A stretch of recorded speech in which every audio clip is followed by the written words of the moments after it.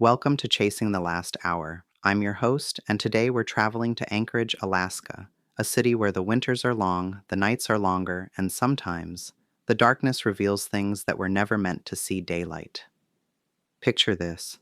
It's 1980. Anchorage is a growing oil boom town. The Trans-Alaska Pipeline has brought money, workers, and a certain rough and tumble energy to what was once a quiet frontier settlement. Downtown, there's a small bakery on Old Seward Highway. Nothing fancy, just fresh bread, pastries, and the kind of simple comfort food that appeals to working folks trying to make it through another brutal Alaska winter. The owner is a man named Robert Hansen, 41 years old, slight build, thinning hair, thick glasses, the kind of person you'd pass on the street without a second glance. His customers know him as quiet, reliable. He opens early, works hard, keeps to himself mostly. Hansen immigrated from Iowa in the 1960s. He'd served briefly in the Army Reserve, married his wife Darla, and they'd moved north looking for opportunity. By all accounts, he was living the American dream. Small business owner, suburban home in the Muldoon area, 2 kids. He was even something of a local celebrity in hunting circles. Hansen had broken several world records for Dall sheep hunting. The man knew the Alaska wilderness like most people know their neighborhood streets. But here's what his customers didn't know as they bought their morning coffee and donuts. Robert Hansen was developing a hobby, and it had nothing to do with baking. It started small, the way these things often do. In the summer of 1971, a young woman named Celia Van Zanten went missing from downtown Anchorage.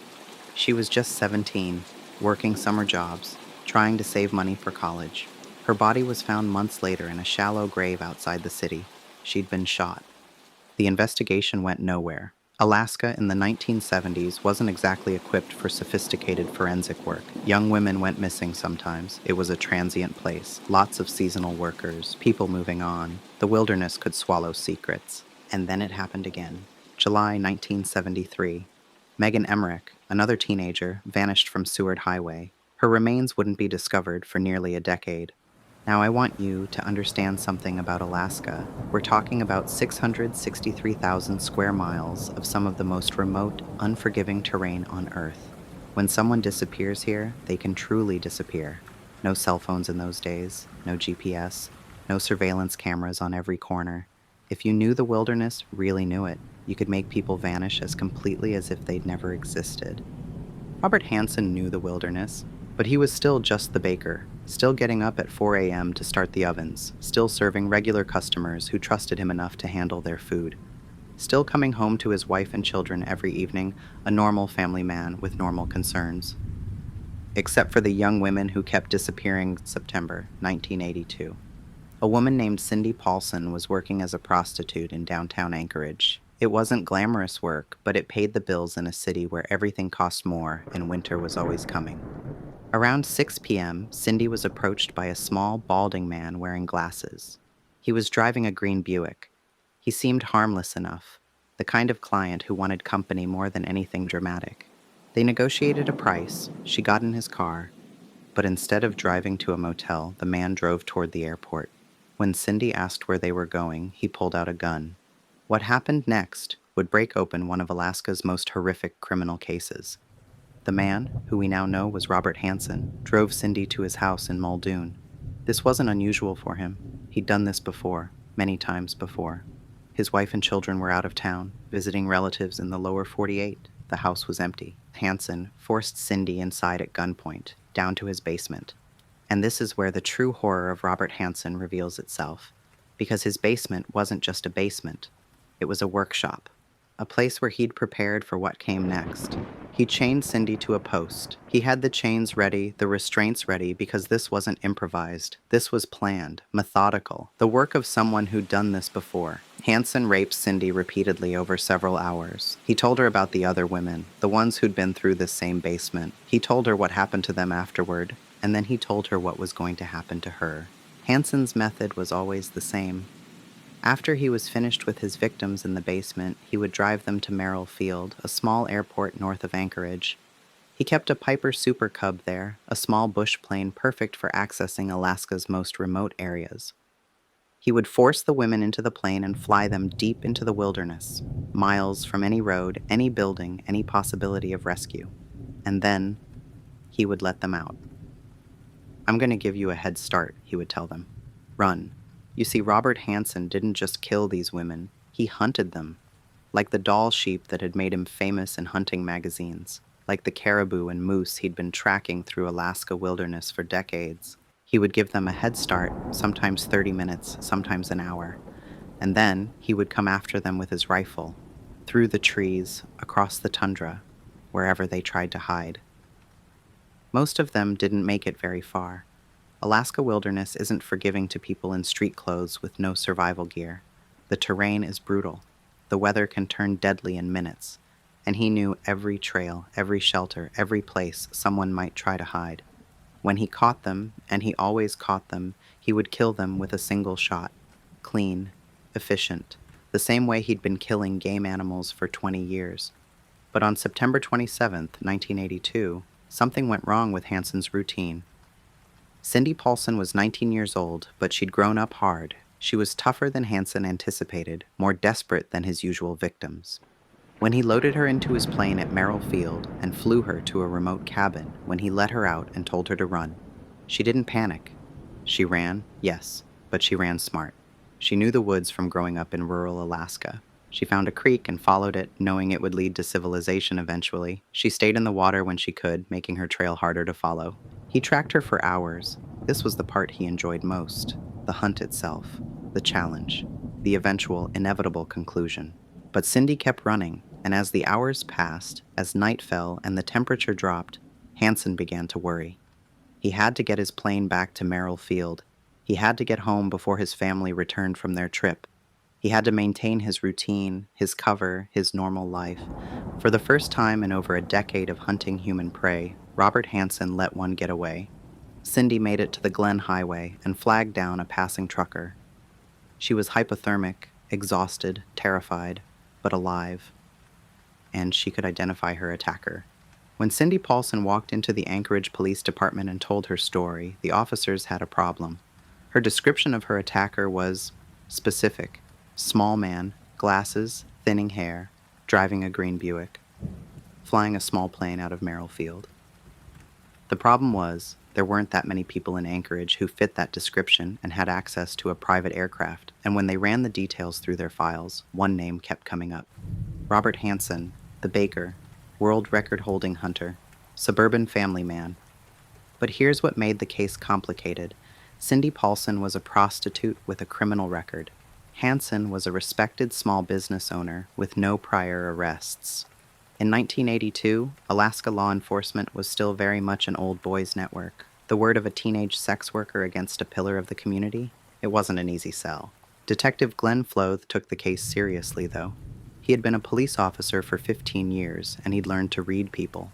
When he looked at Cindy Paulson, he saw genuine terror, the kind of fear that can't be faked. When he looked at Robert, he saw something else, something that didn't quite fit with the mild-mannered baker persona. Floth started digging into his background. What he found was interesting. Hansen's hunting buddies confirmed that he knew the Alaska wilderness better than almost anyone. He could fly to remote areas that most people couldn't even find on a map. His taxidermy hobby meant he was comfortable with knives, with butchering, with the mechanics of death. And there was something else. Something in Hansen's past that nobody in Anchorage knew about. In Iowa, before Hansen moved to Alaska, he'd had some legal troubles: arson, breaking and entering, an arrest for attempted rape. Nothing that resulted in serious jail time, but a pattern of escalating behavior that suggested potential. Detective Floth obtained a search warrant for Hansen's house and property. What they found there confirmed their worst suspicions. Hidden in Hansen's garage was an extensive collection of jewelry, watches, and personal items that didn't belong to his wife or children. When they showed these items to families of missing women, positive identification started coming back. But the most damning evidence was found in Hansen's bedroom. Taped to the wall behind his headboard, where his wife would never think to look, was a large map of Alaska. And on this map, marked in small X symbols, were nearly 24 locations scattered across the wilderness north of Anchorage. Each X marked a grave. When confronted with the evidence, Robert Hansen's mild-mannered facade finally cracked. In a series of interviews with Detective Floth, he confessed to kidnapping, raping, and murdering at least 17 women over a 12-year period. His method was always the same. He would pick up women, usually prostitutes or dancers from downtown Anchorage, under the pretense of paying for sex. He would drive them to his house when his family was away, assault them in his basement, and then fly them to remote locations where he would hunt them down and kill them.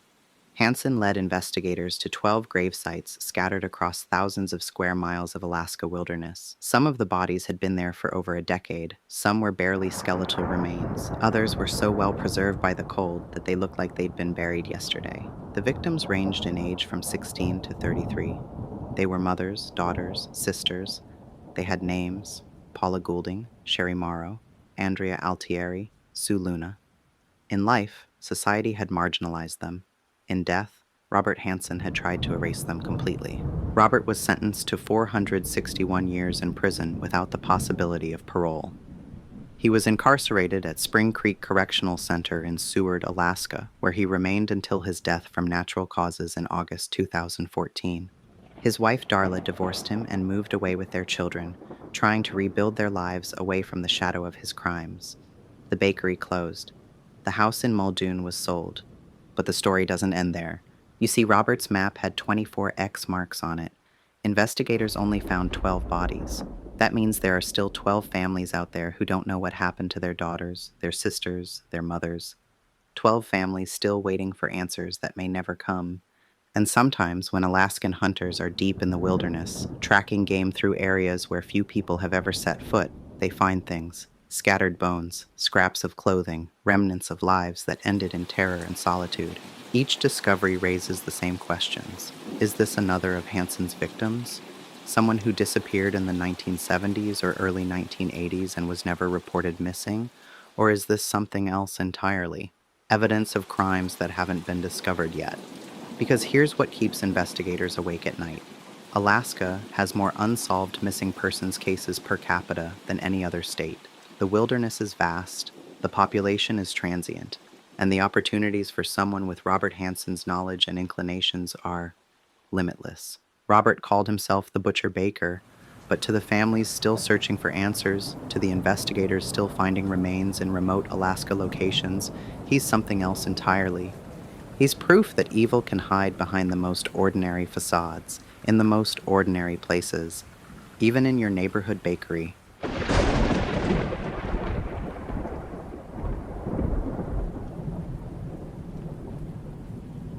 Story 2. Let me set the scene for you. It's autumn in Washington, D.C. The leaves are changing, there's a crispness in the air, and the political machinery of the most powerful nation on earth is grinding through another election cycle. Richard Nixon is president, but the Watergate break-in happened 4 months ago, and cracks are starting to show in his administration. Congress is more divided than it's been in decades. The Vietnam War is still raging, America is changing, and not everyone is comfortable with the direction it's heading. In the House of Representatives, there's a man named Hale Boggs. He's the House Majority Leader, the second most powerful Democrat in Congress. At 58 years old, Boggs is a veteran politician from Louisiana who spent 28 years in Washington. He knows where the bodies are buried, metaphorically speaking. He knows which deals get made in back rooms, which favors get traded, which secrets could topple governments. And lately, Hale Boggs has been asking uncomfortable questions. 3 months before his disappearance, Boggs did something that shocked the Washington establishment. Standing on the floor of the House of Representatives, he called for the resignation of FBI Director J. Edgar Hoover. This wasn't just political theater. Hoover had been FBI director for 48 years. He was untouchable, feared by presidents and congressmen alike because of the files he kept on everyone who mattered in Washington. Files filled with secrets, indiscretions, information that could destroy careers and lives. But Boggs didn't stop there. He accused the FBI of conducting illegal surveillance on members of Congress. He claimed that Hoover's FBI was operating like a secret police force, targeting American citizens for their political beliefs. And these weren't idle accusations. Boggs was on the Warren Commission that investigated JFK's assassination. He had access to classified information that most people would never see. He knew things. And now he was preparing to fly to Alaska to campaign for a fellow Democrat, Nick Begich, who was running for Alaska's lone seat in the House of Representatives. It should have been a routine political trip, campaign appearances, fundraising dinners, the usual glad handing that defines American politics. Instead, it became one of Alaska's most enduring mysteries. October 16, 1972. Anchorage International Airport. The weather is marginal. Low clouds, intermittent snow, visibility dropping as the day progresses. Not ideal flying conditions, but not uncommon for Alaska in October. A Cessna 310 sits on the tarmac, being prepped for departure. It's a twin-engine aircraft, reliable and well-suited for Alaska's challenging conditions. The pilot is Don Johns, an experienced Alaska aviator with over 17,000 flight hours. In Alaska, that kind of experience matters. The terrain is unforgiving, the weather unpredictable, the margin for error razor-thin. The passengers are settling in for what should be a routine 90-minute flight to Juneau. Hale Boggs, impeccably dressed as always, reviewing notes for his evening speech. Nick Begich, 39 years old and full of political ambition, excited about the high-profile endorsement his campaign is about to receive. Russell Brown, Begich's aide, making last-minute logistical calls. 4 men in a small plane, flying over some of the most remote and dangerous terrain in North America. At 9 a.m., the Cessna receives clearance for takeoff. The flight plan calls for a direct route to Juneau, southeast across Prince William Sound, then through the mountain passes of the Alaska Panhandle. Total flight time approximately 90 minutes. The plane lifts off into gray skies and banks southeast toward its destination. It's the last time anyone sees them alive. When the Cessna fails to arrive in Juneau by its expected time of 10:30 a.m., airport officials aren't immediately concerned. Weather delays are common in Alaska. Planes routinely arrive hours late due to conditions that would ground aircraft anywhere else in the country. But as the hours pass with no radio contact, concern grows into alarm. By evening, when the plane is more than 8 hours overdue, the search begins. What follows is the largest search and rescue operation in Alaska history up to that point. The U.S. Air Force, Coast Guard, Civil Air Patrol, and dozens of private pilots volunteer their aircraft and expertise. Search planes crisscross thousands of square miles of wilderness, looking for any sign of the missing Cessna. The search area is staggering in its scope. From Anchorage to Juneau, the flight path crosses Prince William Sound, the Chugach Mountains, and countless glaciers, forests, and remote valleys where a crashed plane could remain hidden forever. For 39 days, search aircraft log over 3,600 flight hours. They photograph suspicious objects, investigate reports from bush pilots and hunters, follow up on every possible lead. They find nothing. Not a piece of wreckage, not a signal from the plane's emergency locator transmitter, not a trace of 4 men who simply vanished into the Alaska wilderness as completely as if they'd been erased from existence. Now, here's where the story gets interesting. Because the disappearance of Hale Boggs wasn't just the loss of a prominent politician. It was the elimination of one of the most vocal critics of J. Edgar Hoover's FBI at the height of the Watergate crisis. Remember, this is 1972. The political establishment is under siege. Trust in government is at an all-time low. Conspiracy theories aren't the domain of internet forums. They're being discussed in newspaper editorial pages and television newsrooms, and Hale Boggs had made powerful enemies. Let's talk about what Boggs knew that made him dangerous. As a member of the Warren Commission, Boggs had access to classified information about the Kennedy assassination. But unlike other commission members, Boggs had grown increasingly skeptical of the official findings. In private conversations, he questioned whether the commission had been told the whole truth about Lee Harvey Oswald, about potential government involvement, about evidence that may have been suppressed. Boggs also knew about the FBI's COINTELPRO operations, illegal surveillance and disruption programs targeting civil rights leaders, anti-war activists, and political dissidents. This wasn't theoretical for Boggs. He had documented evidence of FBI wrongdoing. And in the months before his disappearance, Boggs had been investigating connections between the Watergate break-in and broader government surveillance programs. He was asking questions that made people in very high places very nervous. So when Hale Boggs climbed into that Cessna on October 16, 1972, he wasn't just a congressman going to Alaska to campaign. He was a man who knew where some of the most damaging secrets in American politics were buried, and after that day, he never got the chance to reveal any of them. The official investigation concluded that the plane likely crashed due to weather conditions or mechanical failure. Alaska wilderness is littered with aircraft wreckage from decades of aviation accidents. The terrain is so vast and unforgiving that planes can disappear without a trace, hidden in forests or at the bottom of deep alpine lakes. But the timing of Boggs's disappearance, combined with his recent attacks on the FBI and his knowledge of government secrets, has fueled conspiracy theories for over 5 decades. Some researchers claim the plane was sabotaged, that a bomb was planted aboard the aircraft to eliminate Boggs before he could reveal damaging information about the Kennedy assassination or Watergate.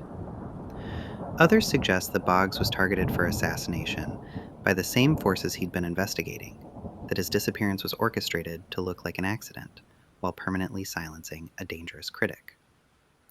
The most extreme theories claim that Boggs survived the crash and was secretly imprisoned or eliminated by government agents who couldn't risk his secrets becoming public. Are these theories credible? Let's examine the evidence. First, there's the timing. Boggs disappeared at the height of the Watergate crisis, just weeks before an election that would reshape American politics. If someone wanted to eliminate a vocal critic of government surveillance programs, this would have been the perfect moment. Second, there's the aftermath. Boggs's House seat was won by his wife Lindy, who ran as a sympathy candidate and served for 18 years. Nick Begich's seat was won by Don Young, a Republican who held it for 49 years until his death in 2022. The political landscape of Alaska was permanently altered by the disappearance of these two men. Third, there's the investigation itself. Despite being the largest search operation in Alaska history, it found absolutely nothing. No wreckage, no bodies, no evidence that the plane ever crashed. For a search covering known flight paths over well-traveled areas, this level of complete disappearance is unusual. Fourth, there are the declassified documents. FBI files released decades later under Freedom of Information Act requests show that the Bureau was indeed monitoring Boggs closely in the months before his disappearance. They viewed him as a significant threat to their operations and were actively working to discredit him. But here's what the conspiracy theories don't adequately address: the practical challenges of orchestrating such an elaborate cover-up. To successfully eliminate Hale Boggs and make it look like an accident, conspirators would have needed to control the weather conditions on October 16th to provide cover for the disappearance, somehow sabotage or intercept a plane without leaving any physical evidence, ensure that an experienced Alaska pilot with 17,000 flight hours would be complicit in or victim of their plot, coordinate a cover-up involving multiple federal agencies, search and rescue operations, and hundreds of civilian volunteers, all without anyone talking for 50 years. And here's the crucial point. Alaska doesn't need human conspiracies to make people disappear. The state has the highest missing persons rate in the country. Aircraft disappear regularly in Alaska wilderness, sometimes for decades before wreckage is discovered. Weather conditions can change in minutes, turning routine flights into survival situations. Prince William Sound, which the plane crossed, contains thousands of square miles of deep water where wreckage could sink without a trace. The Chugach Mountains have claimed dozens of aircraft over the decades, many of which were never found despite extensive searches. Don Johns, the pilot, was experienced but not infallible. Even the best pilots can encounter conditions that exceed their aircraft's capabilities or their own skill level. So, what really happened to Hale Boggs? The most likely explanation remains the official one. The plane encountered weather conditions or mechanical problems that resulted in a crash in remote Alaska wilderness.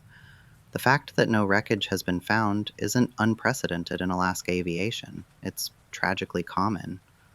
But the suspicious timing and political implications of Boggs's disappearance ensure that conspiracy theories will persist. Because in 1972, at the height of Watergate and COINTELPRO revelations, the idea that the government might eliminate political opponents wasn't paranoid fantasy, it was documented reality. The FBI had conducted illegal surveillance, the CIA had experimented with assassination techniques, the Nixon administration had ordered break-ins and cover-ups, In that context, the disappearance of a vocal government critic looks suspicious, regardless of the actual cause.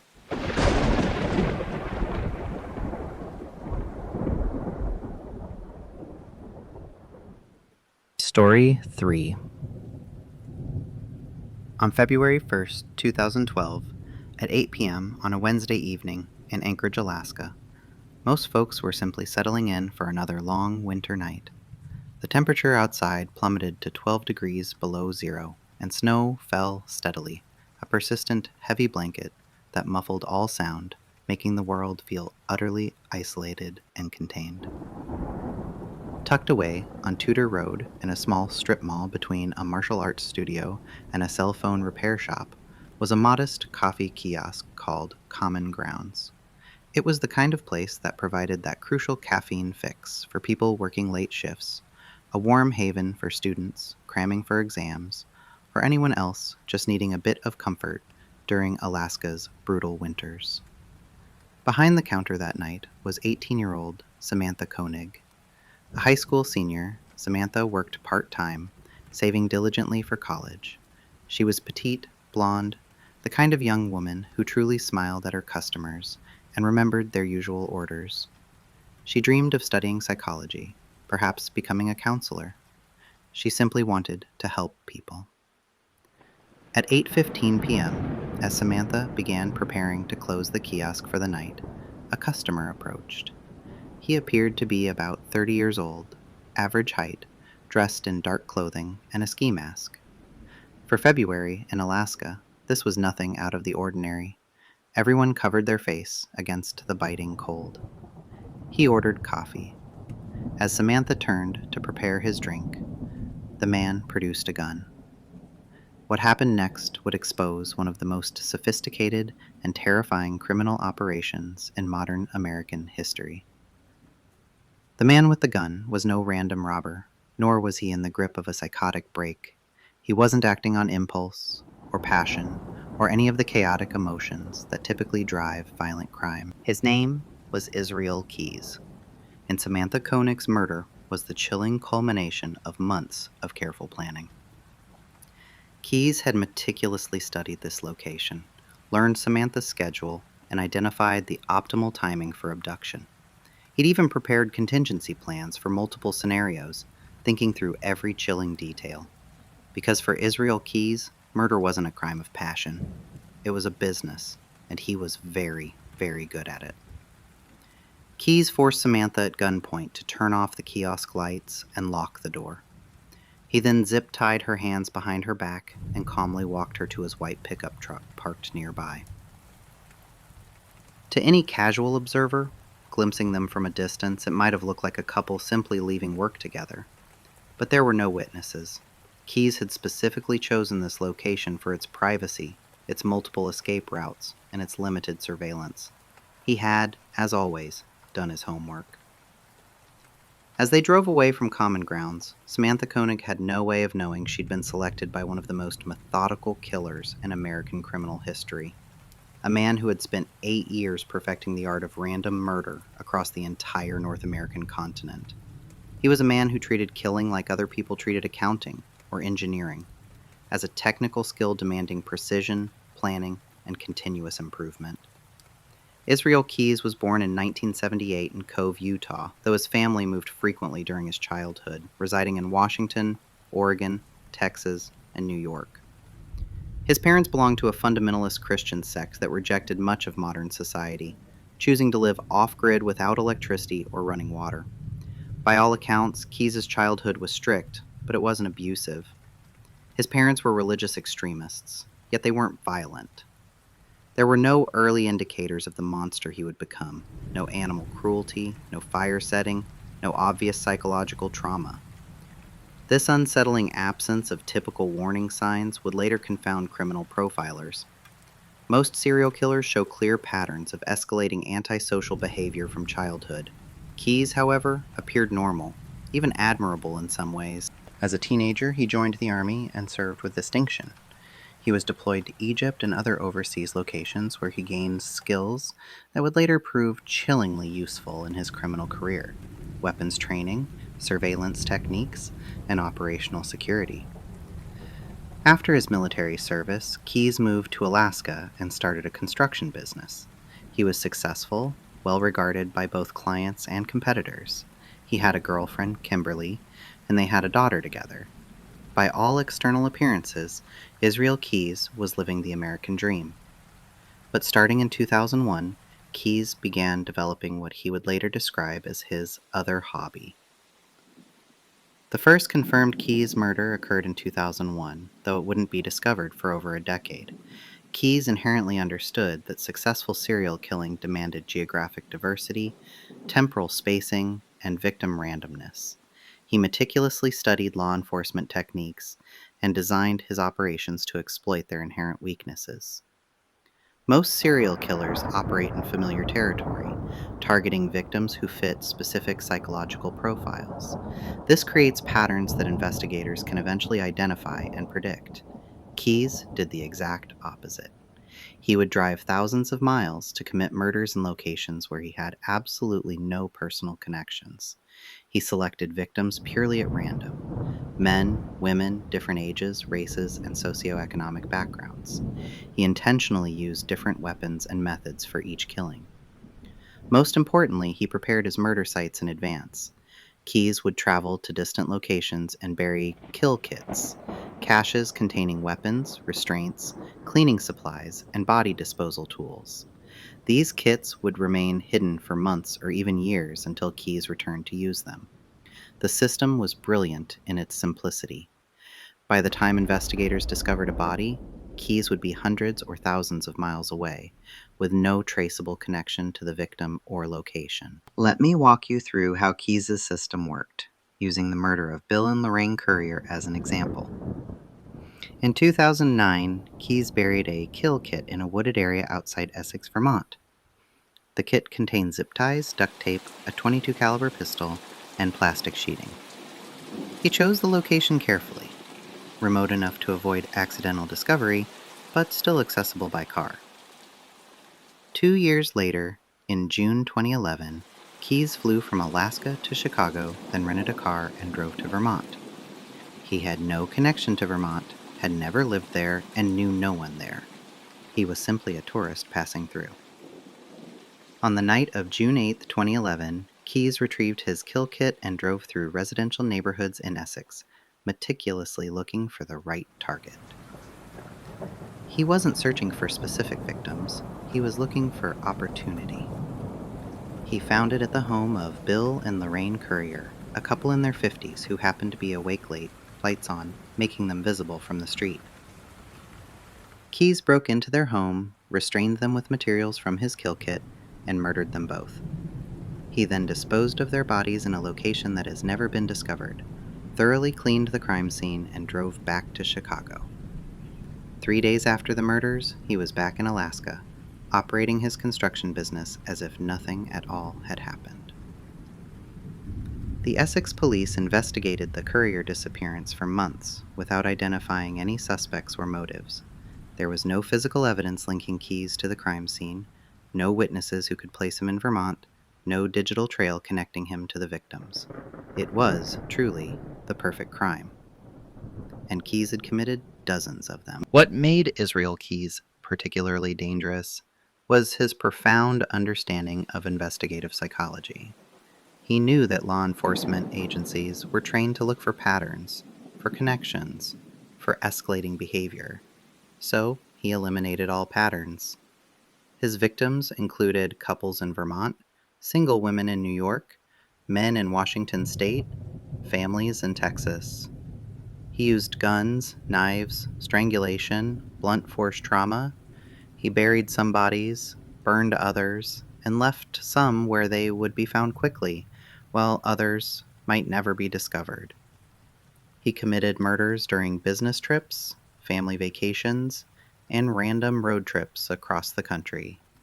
He maintained kill kits in multiple states, creating a sinister murder infrastructure that allowed him to kill whenever opportunity arose. Between crimes, Keyes lived a completely normal life in Alaska. He was a devoted father, a reliable business partner, and an active member of his community. People who knew him described him as quiet but friendly, hardworking, and trustworthy. This compartmentalization was key to his success. Unlike killers driven by psychological compulsion, Keyes treated murder as a recreational activity, something he enjoyed but could control, schedule, and plan around his regular life. It was sustainable in a way that traditional serial killing simply wasn't. And it might have continued indefinitely if not for one crucial mistake. After murdering Samantha Koenig on February 1st, 2012, Keyes didn't follow his usual protocol of immediate distance and disposal. Instead, he kept her body. For 2 weeks, Keyes stored Samantha's corpse in a refrigerated shed behind his house. When his girlfriend and daughter left town for a planned vacation, he retrieved the body and did something unprecedented in his criminal career. He posed Samantha's corpse to look alive. Using makeup and fishing line to manipulate her facial features, Keyes positioned Samantha's body and photographed it with a newspaper showing the current date. He then chillingly sent this photograph to her family, along with a ransom demand for $30,000. The Koenig family, believing their daughter was still alive, complied with the ransom demands. They deposited money into Samantha's bank account as instructed, but Keyes had already killed her 2 weeks earlier. Using Samantha's ATM card, Keyes began withdrawing the ransom money from various locations across the southwestern United States. He was careful, never using the same ATM twice, always wearing disguises and timing his withdrawals to avoid surveillance.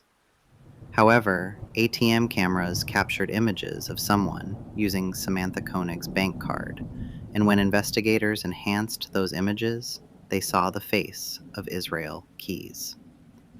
On March 13th, 2012, FBI agents arrested Israel Keyes at a hotel in Texas as he attempted to use Samantha's ATM card. They expected to charge him with kidnapping and extortion, desperately hoping to negotiate Samantha's safe return. Instead, they discovered they had captured one of the most prolific serial killers in American history. During 40 hours of interviews with FBI investigators, Keyes confessed to at least 11 murders across 6 states, spanning over a decade, but he suggested the actual number was significantly higher. "I can tell you this much," Keyes told investigators. "I didn't just kill Samantha. I've been killing for a long time." When asked about the number of victims, Keyes was evasive. More than one, less than a lot. The FBI believes Keyes may have killed as many as 30 people, but they'll never know for certain. Keyes revealed information selectively, often trading details for better jail conditions or small privileges.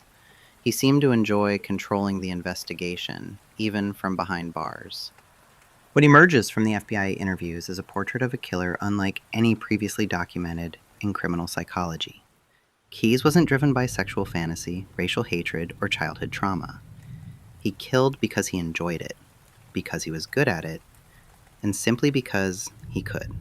"I don't have the victim type," Keyes explained to investigators. "I just looked for someone who was alone, or someone I could get alone." When asked about his motives, Keyes was chillingly matter-of-fact. The planning, the preparation, it was like a hobby. It was relaxing. Keyes described murder as an intellectual challenge, comparing it to solving complex puzzles. He took immense pride in his technical skills, his operational security, and his terrifying ability to avoid detection. Most disturbing of all, Keyes expressed absolutely no remorse for his victims. He viewed them as mere objects, tools for his entertainment. When shown photographs of people he'd killed, he showed no emotional response beyond mild interest in discussing his methods. The investigation into Israel Keyes' crimes starkly revealed the limitations of traditional law enforcement approaches to serial crime. Because his murders crossed multiple jurisdictions and showed no apparent patterns, different agencies initially investigated them as isolated incidents. The FBI's Behavioral Analysis Unit had to completely revise their understanding of how serial killers operate.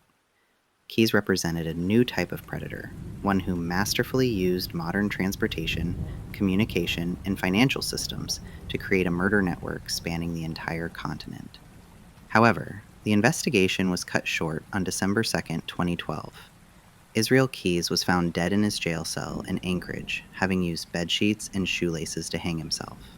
Beside his body, investigators discovered a note written in his own blood. "My blood will stain Alaska. My debt is death. Will they tear my soul apart when death comes? I wonder if I will be like a butterfly in a spider web, fluttering, fighting, dying." With Keyes' death, any hope of learning the full scope of his crimes died as well. The FBI had identified only a fraction of his victims, recovered only a few of his kill kits, and mapped only portions of his sprawling murder network. Today, law enforcement agencies across North America continue investigating cold cases that might be connected to Israel Keyes. They're looking for patterns in his non-patterns, desperately trying to identify victims from a killer who specifically avoided creating victim profiles. The families of his known victims live with the devastating knowledge that their loved ones were selected purely at random, killed by someone who had never seen them before and felt absolutely nothing when they died.